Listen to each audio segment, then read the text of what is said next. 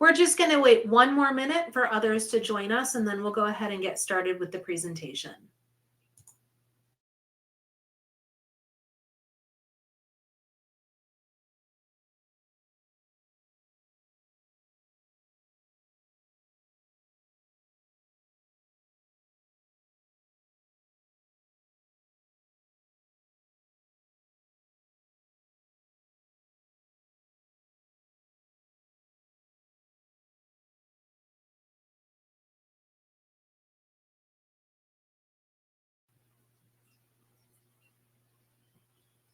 Hi, everybody. Thank you so much for joining us this evening for college admissions nightmares and how to avoid them.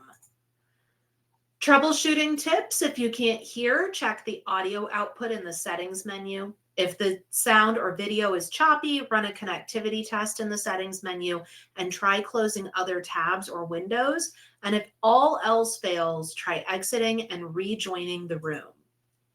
If you have questions, we are happy to answer your questions during and after the presentation. Type your question in the chat box at the right side of your screen, and we will either reply via text during the presentation or live online afterwards. And now let's go ahead and get started with tonight's presentation, College Admissions Nightmares and How to Avoid Them.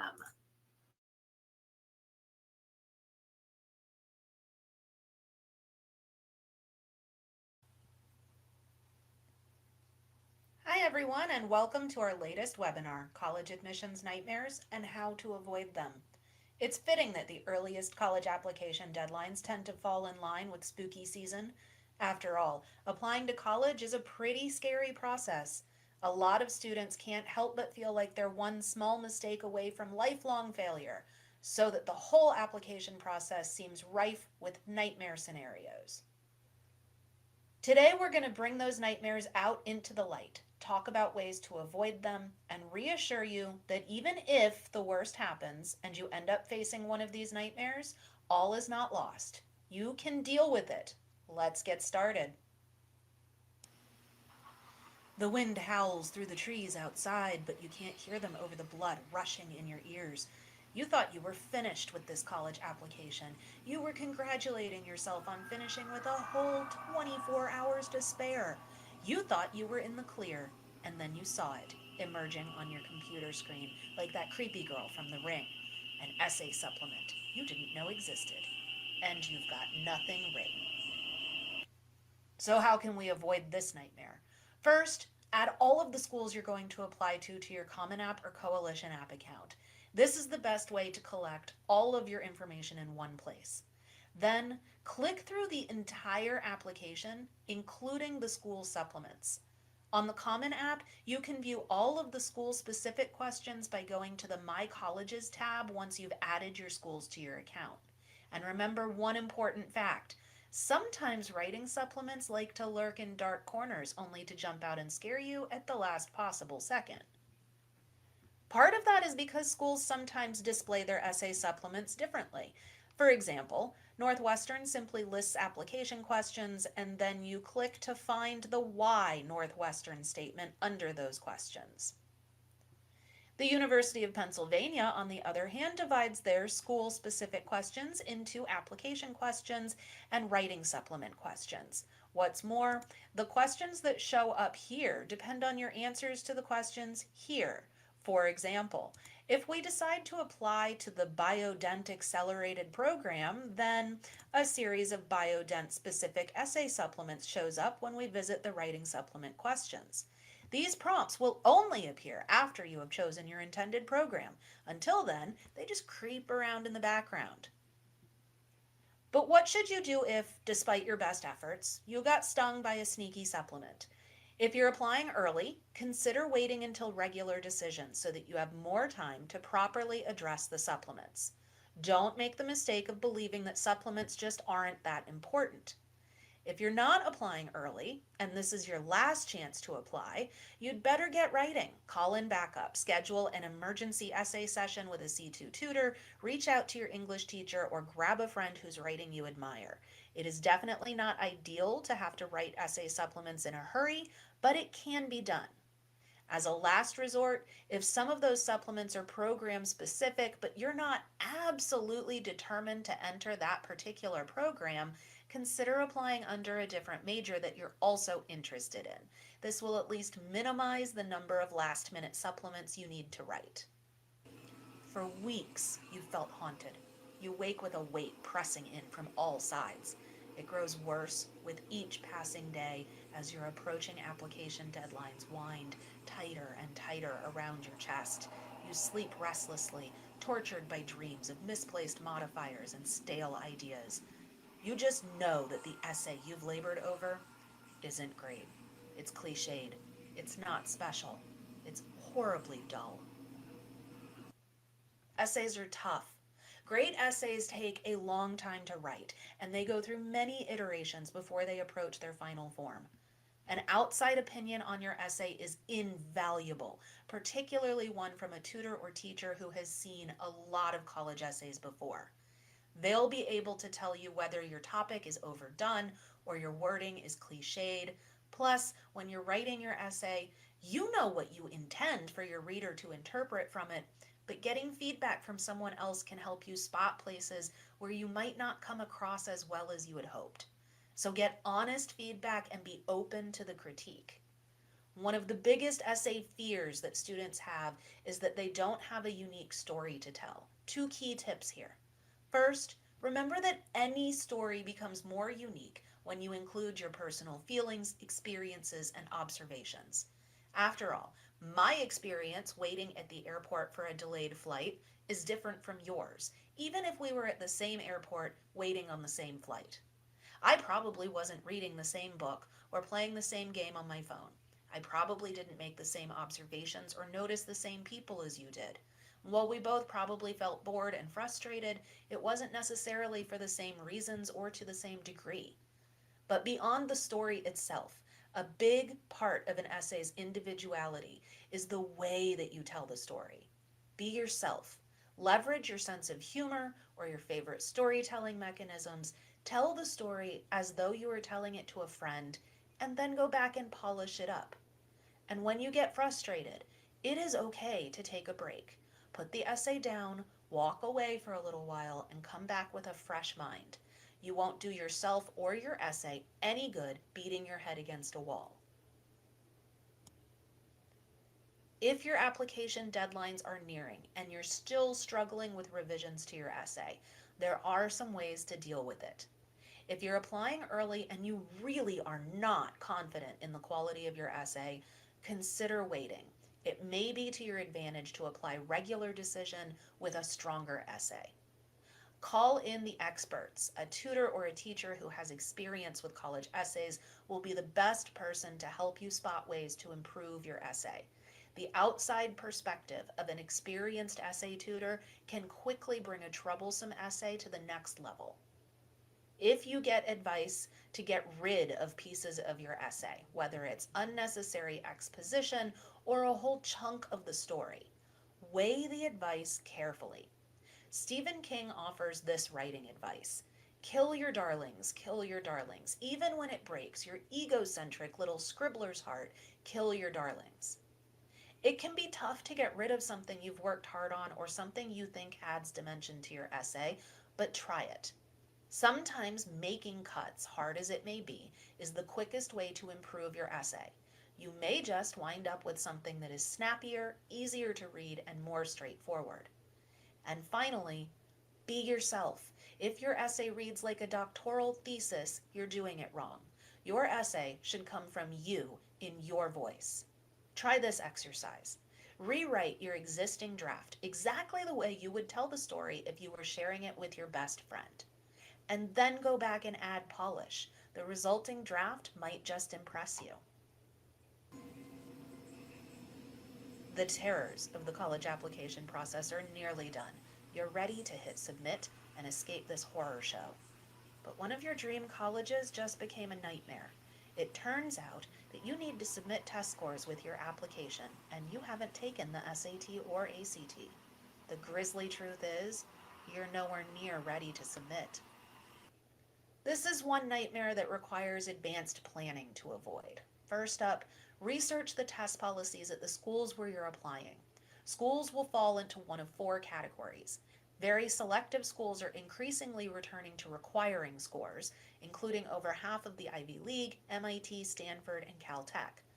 Some schools are test blind, which means that you truly don't need test scores because they will not consider them even if you send them in. UC schools are an example of this. A few schools are test flexible, which means that you can choose to submit AP or IB scores instead of SAT or ACT scores. Most colleges remain test optional, which means that you don't technically need scores to apply, but the colleges will consider them if you submit them. Assuming you're applying to test optional schools, it's really important to know the role that tests play in the admissions decisions at those schools.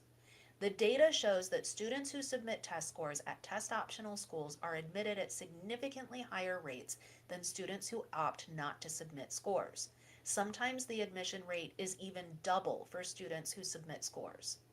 Even at test optional schools, submitting strong SAT or ACT scores offers a significant admissions advantage.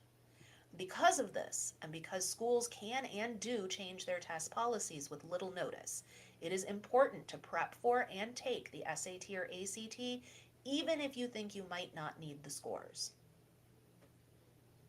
But it's now October, and if you're a senior, all of that advice may feel too late in the game. There are still steps you can take. First, since you won't be able to finalize scores in time for most early application deadlines, plan to apply in January or February during regular decision instead.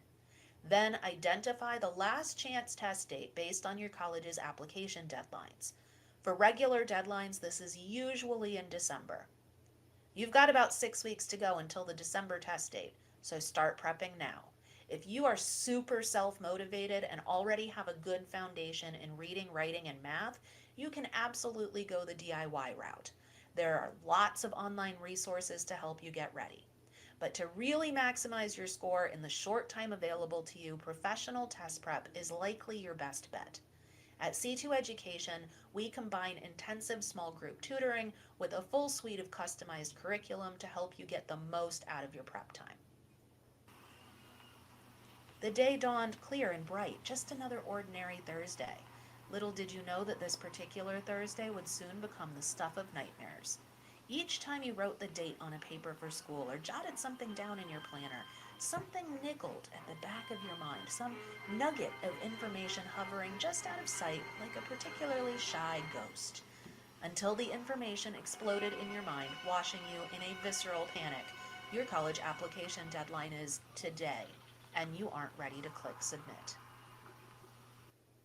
This is one you really need to try to avoid, but luckily there are plenty of tools you can use to help yourself out. Make a calendar and add all of your application deadlines, including both early deadlines and regular deadlines. Then create a list of action items with due dates that will help keep you on track to be ready to submit your applications a day or two before the deadlines. This will give you a little bit of cushion if you need it and will help you avoid last-minute issues. And lastly, technology is your friend. Set reminders on your phone so you can't possibly forget a deadline. If you do forget a deadline, you have some limited options. If you're applying early, we'll just wait for the later deadline. It's usually better to submit a perfectly polished application that you spent plenty of time on and apply under the regular decision than to submit a haphazard application early. If there isn't a later deadline, do your very best with the time you have left. Remember to do a proofread before you submit and make sure not to leave anything blank. Send in the application and cross your fingers. And if you really forgot the deadline, as in the deadline has passed, check to see if the school offers a rolling admission option. Schools like Rutgers, for example, transition to rolling admissions after the deadline has passed. If rolling admission isn't offered, it's time to start considering your other options. The good news is that there are plenty of other fish in the sea. Finally, the end of your journey is here. You've crossed the terrifying plains of test prep, navigated the thorny jungle of gathering application pieces, and scaled the harrowing heights of essay writing. Your destination is just a click away. You breathe a sigh of relief, feeling safe and reassured for the first time in months. But when you reach the gate guarding your destination, it won't close. And there is a slobbering, growling creature bearing down on you. With each passing second, you click frantically, but that slobbering, growling creature, your application deadline, catches up to you and devours your application before your very eyes. This is one reason why we strongly recommend submitting your application a day or two in advance. The very last thing you need is to have your heart in your throat while you frantically try to reboot your router because your internet crashed at the worst possible moment. And if you have technical issues that don't seem to be caused by your computer or internet connection, contact tech support as quickly as possible. The sooner you contact them, the sooner you'll get advice to navigate through whatever glitch is holding you back. But what if the worst happens and you watch that midnight deadline slip by while you are still battling technology? First, contact the school immediately. They may or may not take pity on you and allow you to submit the next day, but nothing ventured, nothing gained. And if you're one of several students who contact the school with similar technical problems, the school is more likely to make an exception. Which is why you should also watch for any news about widespread outages. It is not unheard of for the Common App site to crash during high volume periods. In the past, schools have typically offered brief extensions on their deadlines to account for widespread outages. It is the epilogue of your tale. You have successfully navigated the many pitfalls and dangers of your applications. You have clicked submit. You have met your deadlines. Just to reassure yourself that the monster has been slayed, you glance through your application one last time, and then you see it. A mistake. A big glaring mistake oozing over the perfection of your application. To avoid this particular nightmare, proofread like your life depends on it. Go through every single part of your application with a fine-toothed comb, then proofread it again. Then get somebody else to proofread it, and then double check all of your numbers. It's really easy to put the wrong year or the wrong test score down and overlook it while checking for other details like spelling mistakes. And finally, proofread one last time. But if the worst should happen, there are ways to deal with it. If it's just a little typo, don't stress too much. Your application will be read by fellow humans who have also made typos. They don't expect you to be superhuman. If it's an important mistake, like your name or the name of your school or some other very pertinent detail, then contact the admissions office as soon as possible, explain the error, and ask what steps you could take to correct it. They will likely either tell you that no action is required or allow you to submit an addendum correcting the mistake. And finally, lay off yourself. You're a human. You made a mistake. It's okay. And now for the worst nightmare of all, the one that plagues college-bound students like a deadly zombie virus, just waiting to emerge at the most dangerous possible moment. You fought all the monsters, navigated all the scary paths, and still didn't reach the safety of a college acceptance. One rejection after another chases you down. You're mired in a swamp of misery. At least that zombie virus is sure to get you out of this particular quagmire, right? The number one piece of advice that I can offer you is to apply to at least 2 safety schools.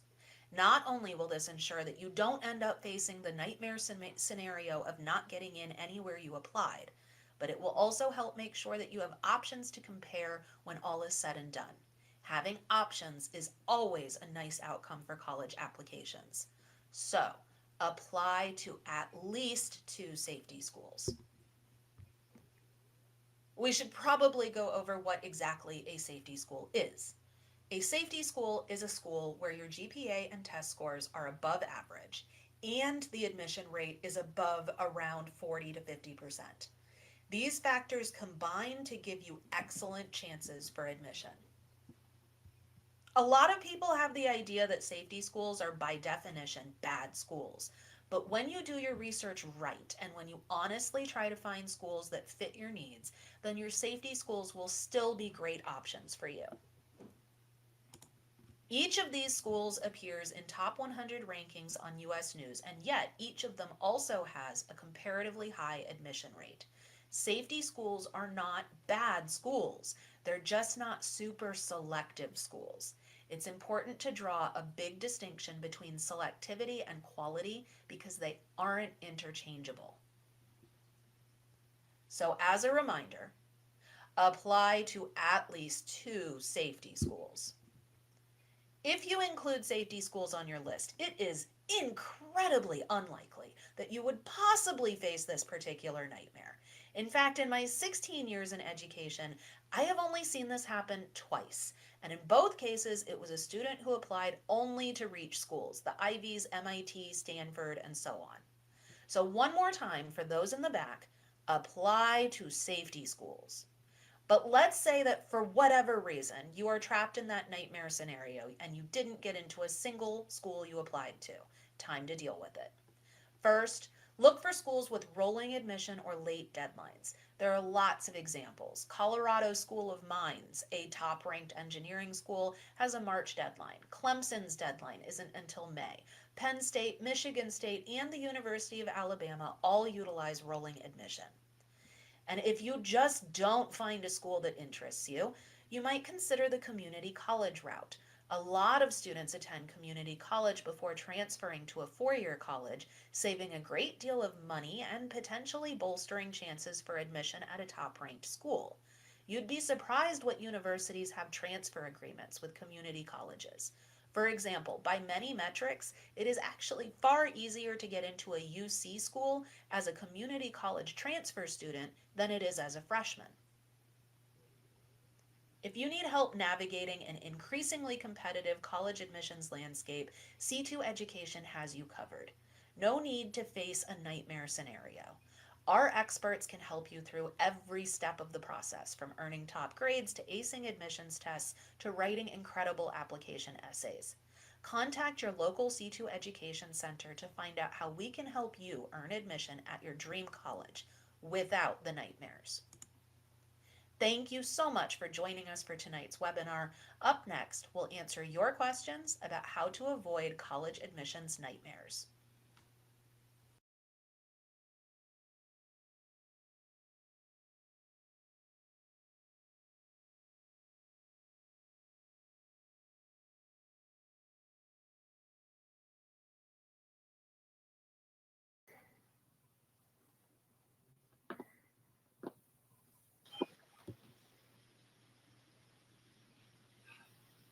All right, welcome everyone to tonight's webinar. Let me see if I can get my camera working. I'm not sure if you can see me. We can see you, Jesse. Oh, okay. Yeah, I can't see myself for some reason on my end, but awesome. All right. So, okay. All right. Great. Well, if you can see me, then I think that is good enough for me. So we're going to go ahead and kick things off. So now we are about to start a Q&A section. But before we do that, just one quick reminder about tonight's webinar. We will post the entire presentation within the next few days on our website. That's c2education.com. You can find that in the past webinars tab on our website. We will upload just the presentation portion of tonight's webinar. The Q&A is not included, which is why we always encourage you guys to join these live streams so that you can be a part of the Q&A, engage with Ashley, ask as many questions as you'd like, because we will not be posting the Q&A portion of the presentation on our website. And we will also be emailing you the presentation as well within the next few days. But again, we won't include the Q&A. So definitely join us every month for the live stream so you can, again, attend the Q&A and just ask any questions you'd like. So with that out of the way, I see some questions already coming in. So I'll go ahead and start with the first one here. Let's see. Can you share slides? Yep, I just kind of touched on that right now. How many essays should students write to the California UC campus? So UC schools require 4 short essays of students. The essays are each about 350 words. They offer 8 prompts, and students have to respond to 4 of them. Most of those prompts are what we classify as a why you essay, which is an essay that essentially is asking, why are you a great candidate for admission at our school? And then one of them is kind of more of a why us essay, which is an essay that asks, why do you want to go to this particular school? So for UC, you're mostly going to be responding about your own personal experiences and your personal growth. And you'll do so in 4 essays out of 8 prompts. You pick which ones, each of them about 350 words long. All right. Can a student apply to 2 different programs at the same university? For example, a major in STEM and a minor in business. That depends entirely on the school that you're applying to.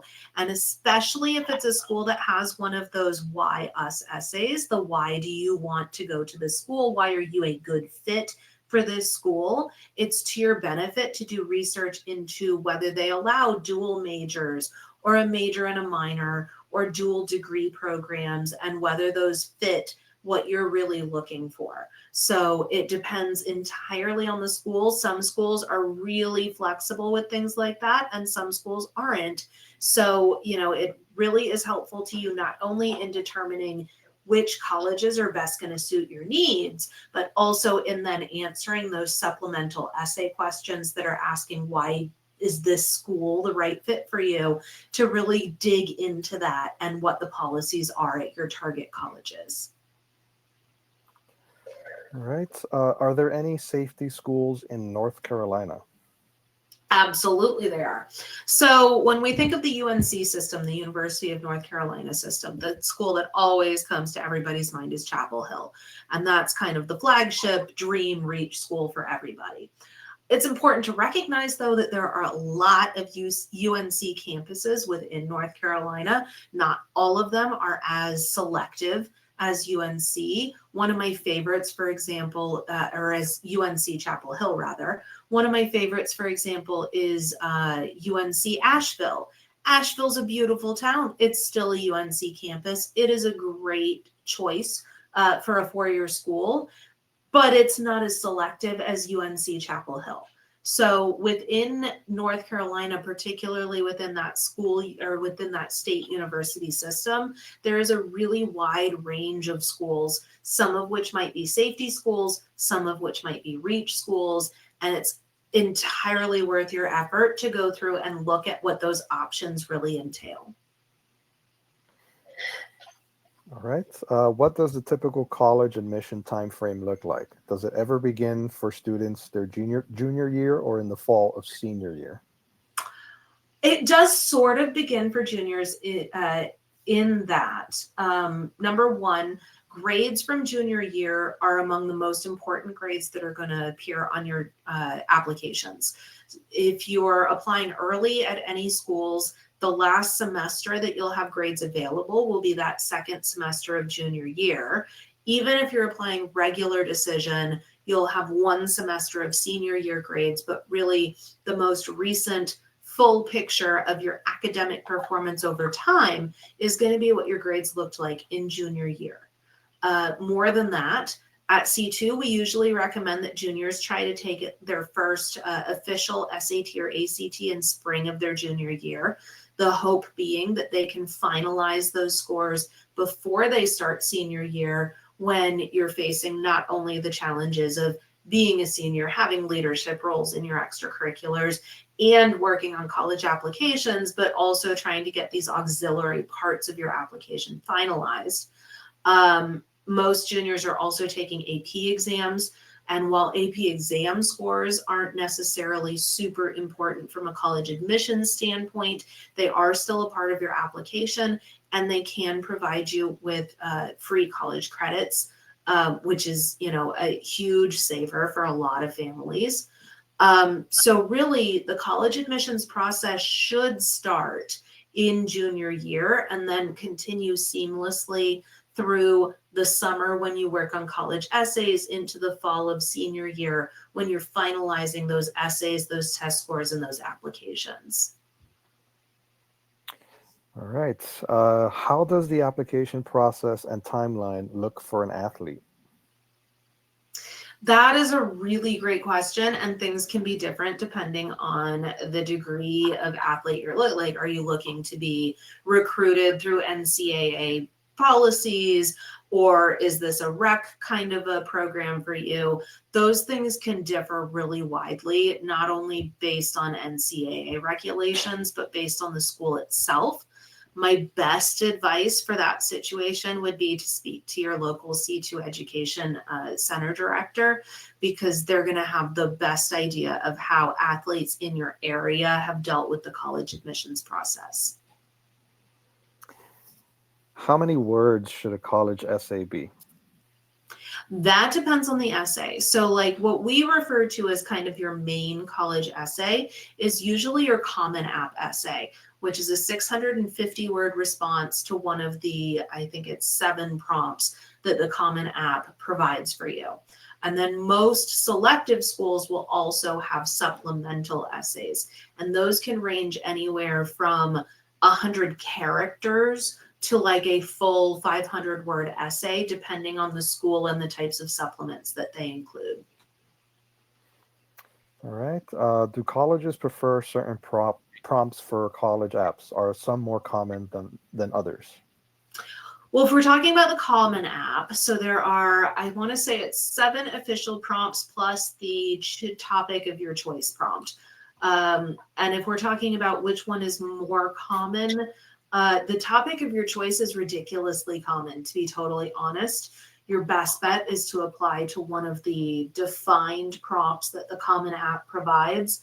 Beyond that, it's far more important that the response to the prompt be unique than it is which of the prompts that you're responding to.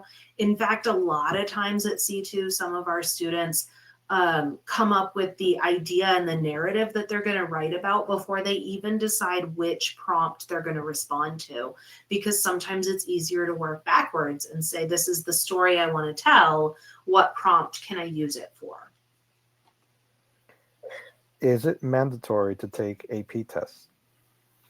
It is not mandatory. I will say this, though.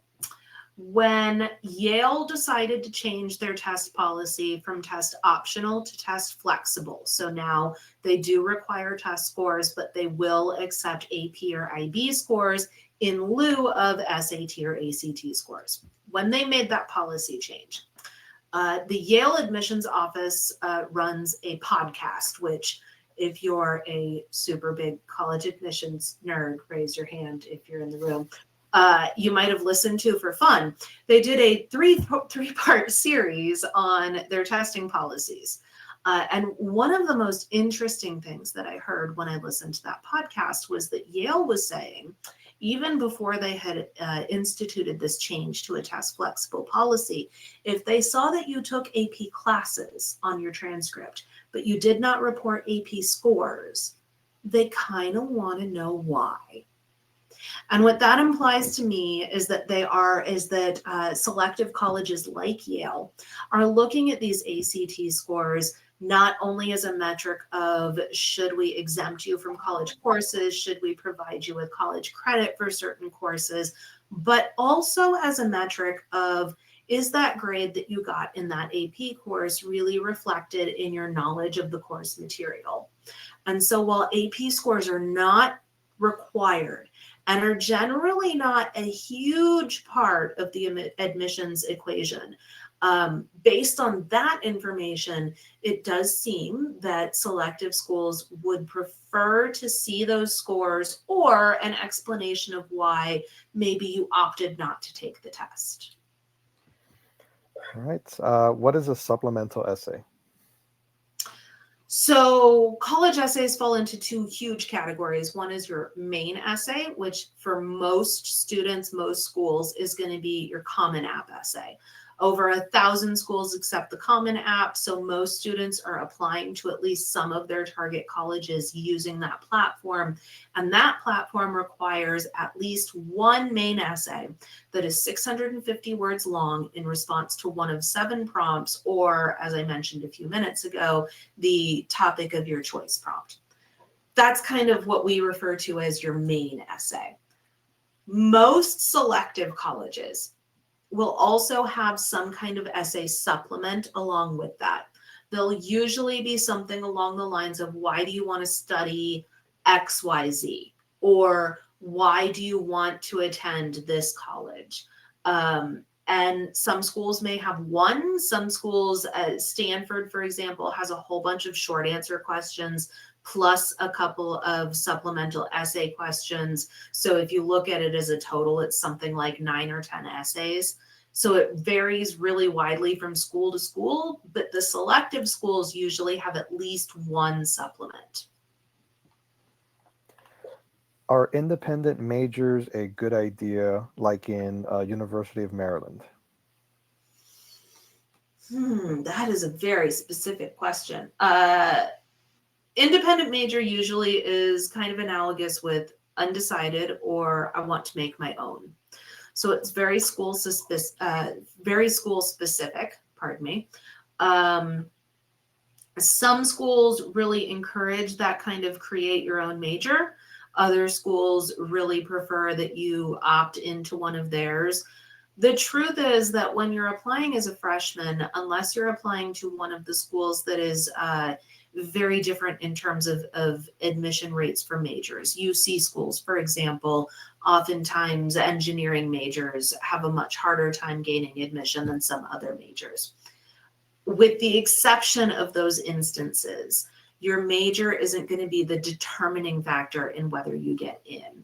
So if you're not 100% married to a very specific program, it's not necessarily to your detriment to say, I'm undecided, or I have multiple ideas of what I want to study. Because at the end of the day, college freshman applicants are 17 and 18 years old, and they shouldn't necessarily be required to know exactly what they want to do with the rest of their lives. Awesome. All right. Next question. What is the right time to start working on essays? Ooh, that's honestly kind of an easy one. So if you're a senior and you haven't started working on your essays, you're already behind and you need to start like literally as soon as you get off of this webinar. If you are not a senior, however, what we usually recommend is that students start those essays during the summer after junior year. There's a couple of huge benefits to doing it at that point. Number one, the things you did, those extracurricular activities, your experiences, those are going to be fresh in your mind. So it's the ideal time to start writing. Number two, if you're really, really lucky and very good at writing college essays, you can finish all of your essays, including your supplements, during that summer between junior and senior year. And you start senior year not having to worry about that. And then number three being, depending on how many essays you have. And again, number of supplements depends on the school. I worked with a student once who had literally 72 essays he needed to write. So depending on the volume of essays that you're talking about, you want to have as much time as you possibly can and still meet those deadlines, preferably those early deadlines in the fall. So starting during the summer after junior year is ideal. All right. What is the minimum acceptance rate for a school to be considered a REACH school? For a REACH school, I typically say anything under around 25% admission rate is probably a REACH school, no matter how great your grades and test scores and essays and everything else is. Because when you're talking about schools that have that low of an admission rate, you can probably assume that most of the applicants have amazing grades and great test scores and a really robust round of extracurricular activities and a pretty decent essay. And so at that point, I'm not going to say it becomes luck of the draw, because that's not true, but it does become more of a numbers game. So anything under about 25%, you want to assume is a REACH. even if all of your numbers and everything looks amazing. All right. How many excuse me, how many community service hours are recommended for top 25 colleges? What kind of volunteering is recommended as well? So some schools really value community service more than others. And you can kind of tell that in things like their mission statements on their website, or the type of essay questions that they're asking as supplements. As a general rule, do colleges like to see that you're invested in your community? Yes. But what they're on the lookout for is that you're just doing community service because you think it's like a check mark that you need to hit on your application. And so it's a thing that you do because you have to do it and not because you truly honestly care about what you're doing. So assuming, if your high school has a minimum required community service, hour to graduate, obviously fulfill that. But aside things like that, colleges are not looking for you to do community service for the sake of doing community service. They want to see you have a range of activities that demonstrate your passions and interests. So if it's not something you're passionate about and it's not something you're interested in, having more community service hours in that area isn't necessarily going to help your application. All right. Are there any college programs which offer a double major in technology and business? I would have to do some very specific research to discover that. There are a lot of dual major programs, a lot of dual programs where you can do a bachelor's and a master's degree.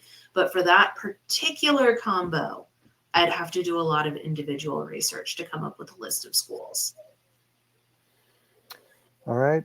Does taking too many AP exams work against you from a tuition point of view, / college revenue? Not that I can think of. Typically, assuming that you take AP exams and you score high enough to earn credit from the school that you have enrolled at, those credits don't, as a quote unquote freshman, you might be taking junior year classes, but you could still be enrolled full time. Example, I graduated with my bachelor's degree in 2 years because I took summer classes and I had a lot of AP classes. So you can graduate early and still be considered a full-time student, or you can choose to spread that out longer and be a part-time student, depending on what financial aid option is best for you. All right. Speaking of AP classes, next question. For high school juniors, how many AP classes is good in the junior year? I would say, as a general rule of thumb, based on what I see from C2 students, anything more than 1 or 2 is great. There's a lot of nuance to that, though. For one thing, a lot of high schools have specific rules about how many courses, AP courses, you can take as a junior. If your high school is one of those that says you can only take 1 or 2 classes as a junior, that will be reported as part of your counselor recommendation on your application and will be taken into context. So it's not like you'll be punished for not taking 16 AP courses as a junior. At the same time, please don't take 16 AP courses as a junior. AP courses are very difficult, and you have to find the right balance between GPA and course rigor.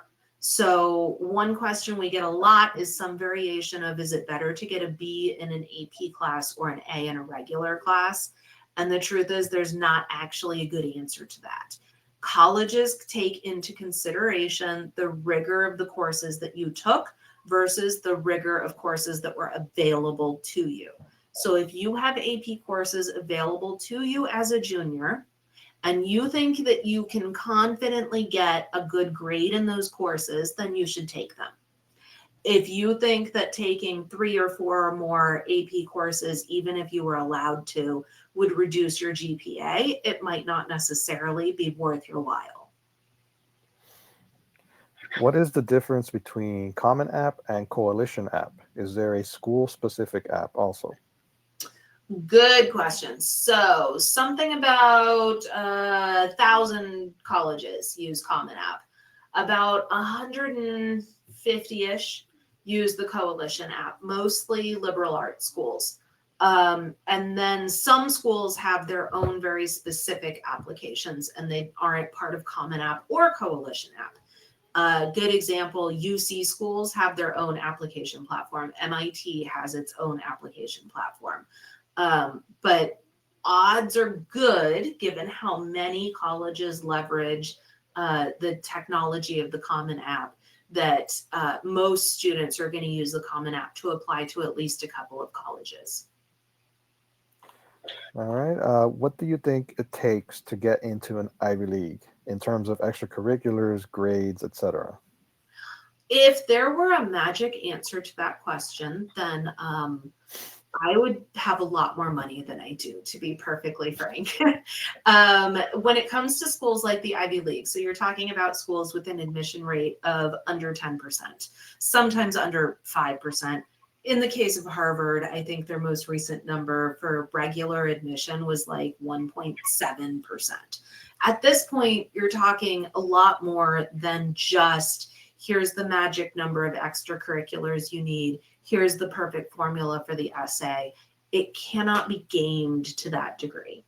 That said, if you're looking for admission at one of these super selective colleges, the first thing you need is an amazing GPA. And you need that GPA to be in very rigorous courses. We know this because the data suggests that selective schools use a weighting mechanism when they look at GPA, which means that they value those more rigorous courses over, say, honors or college prep level courses. So top GPA in very rigorous courses is the biggest impact in terms of Ivy League admission.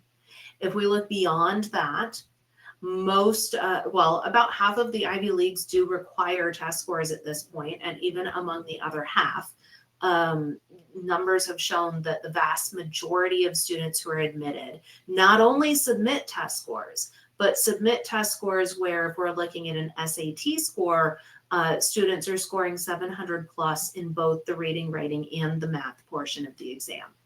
So number one, GPA and rigorous courses. Number two, very competitive test scores.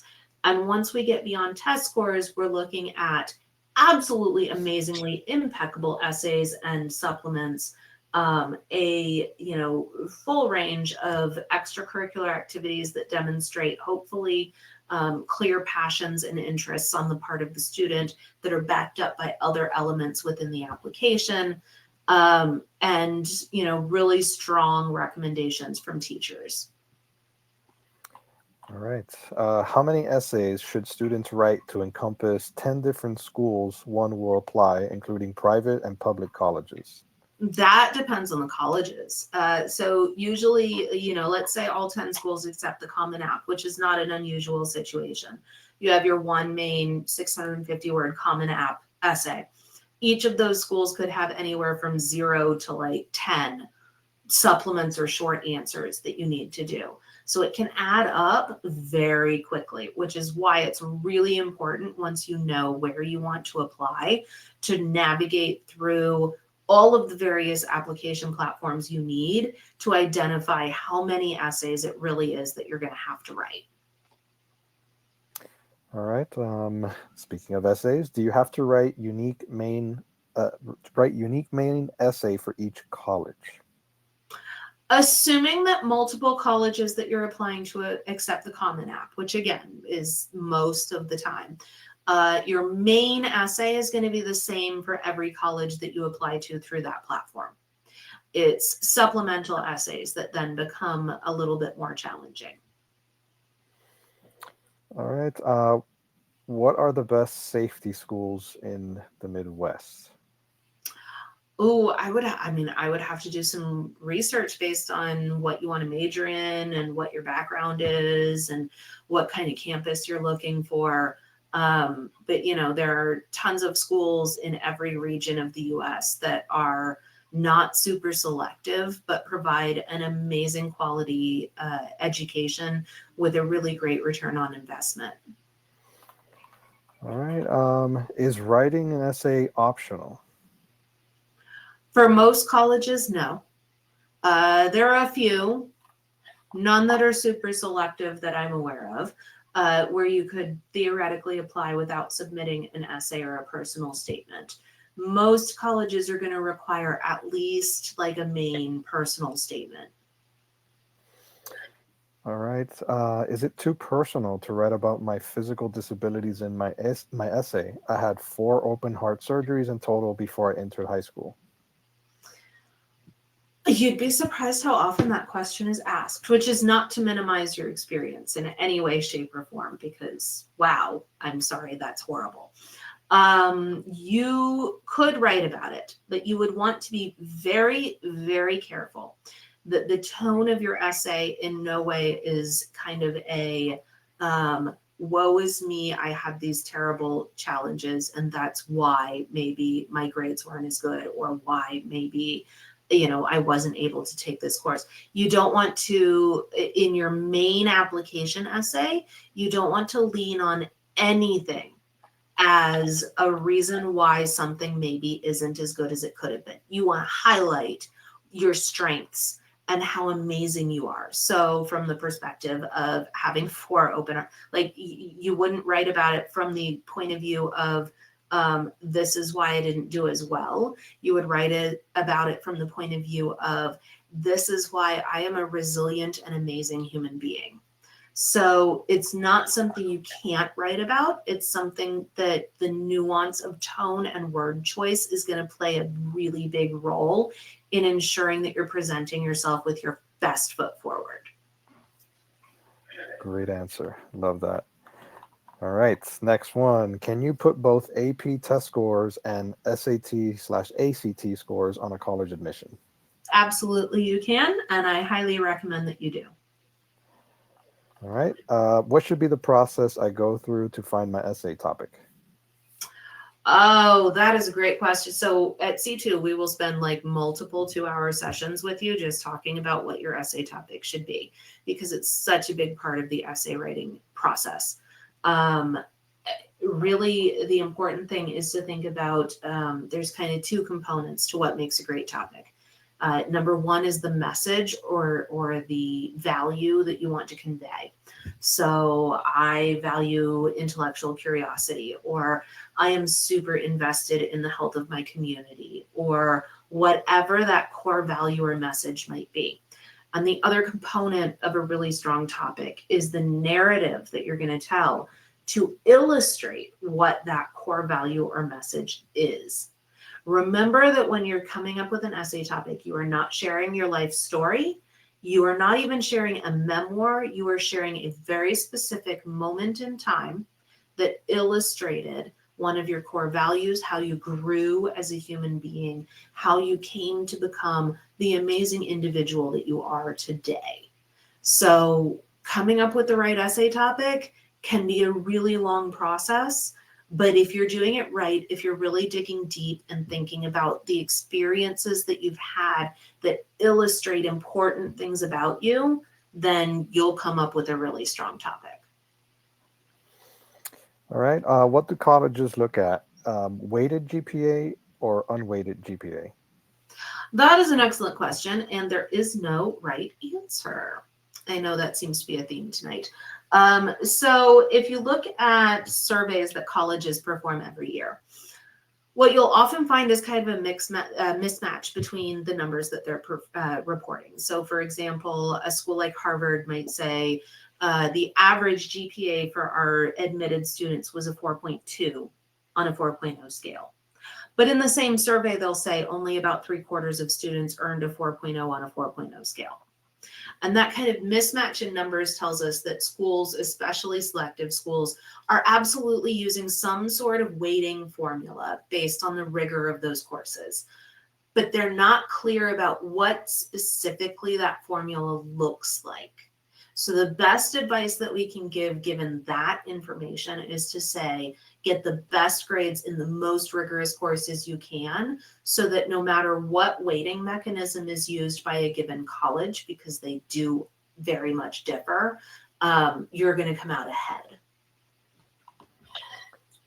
How much weight do colleges typically give to job experience versus internships versus volunteer work? It depends entirely on the context of your application.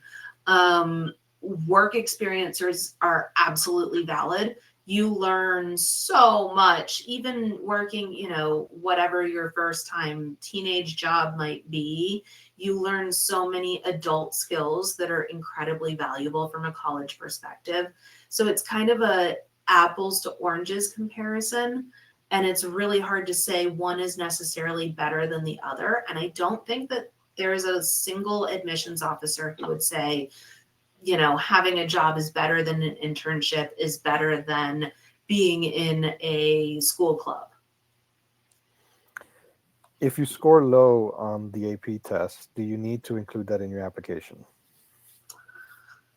There's a couple different schools of thought on this. So I know I mentioned earlier that the Yale admissions office has a podcast, and they did like a 3-part series about their whole switch to test flexible, meaning that they will accept AP scores and IB scores instead of SAT and ACT scores. Reason I bring this up is because something that they said that I found very interesting was, as admissions officers, regardless of whether we're under a test flexible policy or not, if you say I took an AP class and I don't see the AP score on your application, I automatically want to know why. For that reason, unless you are just horribly embarrassed by your AP score, which is fine because that happens to the best of us. I took a few AP classes, maybe I shouldn't have. It's probably best to go ahead and report it, because odds are that the admissions officers are going to say, oh, look, he took AP, bio, and I don't see an AP bio AP score. Is that because it was too low, or he didn't take it, or I don't know? The more data you can provide, the better your chances are. All right, we're down to our final 2 minutes, so I'll try to get to as many questions as we can in these next 2 minutes. So next question, is there a way to know ahead of time what type and how many supplemental essays top 20 colleges require? So create a Common App account, log in, add whatever schools you want to apply to. If it's all top 20, like you do you, go ahead. And go through the applications with a fine-toothed comb, because like I said earlier in the presentation, a lot of times those supplements can be hidden and you don't even realize they're there until you go through the whole application. I wish there was like a, cheater's way to tell you the answer to that. But really, I mean, colleges can change the number of supplements they require from year to year with almost no notice whatsoever. So that's the only way to be 100% sure you're hitting all your supplements. All right. For a liberal arts focused student, history and literature focus, is it better to focus on AP courses or IB diploma? Well, first of all, let me congratulate you on being a fellow liberal arts minded person, because I feel like sometimes the liberal arts get a little overlooked. But secondly, let me say, so the question of AP versus IB, a lot of schools don't give you an option. You have to take one or the other. It's whatever the school offers. If you're in some unique situation where you can actually pick and choose between the two, colleges don't really have a preference.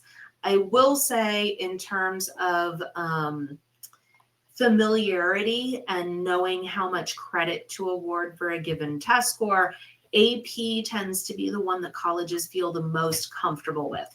It's the most commonly used program among American high schools, and it's the one that American colleges just understand the best. So if you have a choice between the two, I would lean towards AP, but IB has a lot of really great benefits from just a pedagogical perspective. It's a really unique program that offers a lot of great learning opportunities. It just might not be quite as helpful in the college admissions rates.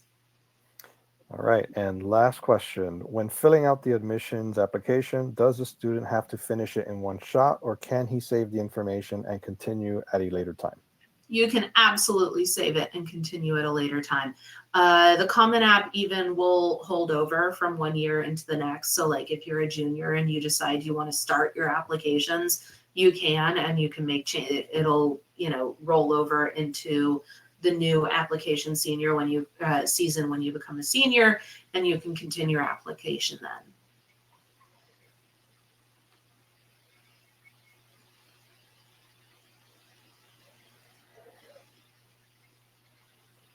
Sorry, Ashley, you were kind of breaking up there on my end. I think. Ooh, I hope it came through. Most of your answer did. I think towards the end, they started losing you there. Okay. All right. That's pretty much all we have for tonight. Ashley, thank you once again for the presentation, for answering all these amazing questions. Seriously, guys, if you guys are not joining these webinars every month, you are missing out. Ashley is a wealth of knowledge. It makes me want to go back to high school every time I attend these things and do it all over again and do it the right way. So definitely join us. But Jesse, who would make people follow our Instagram account? They'll find another Jesse. There's plenty of us to go around. Speaking of which, make sure to follow us on Instagram. Look us up. Our Instagram handle is C2 Education.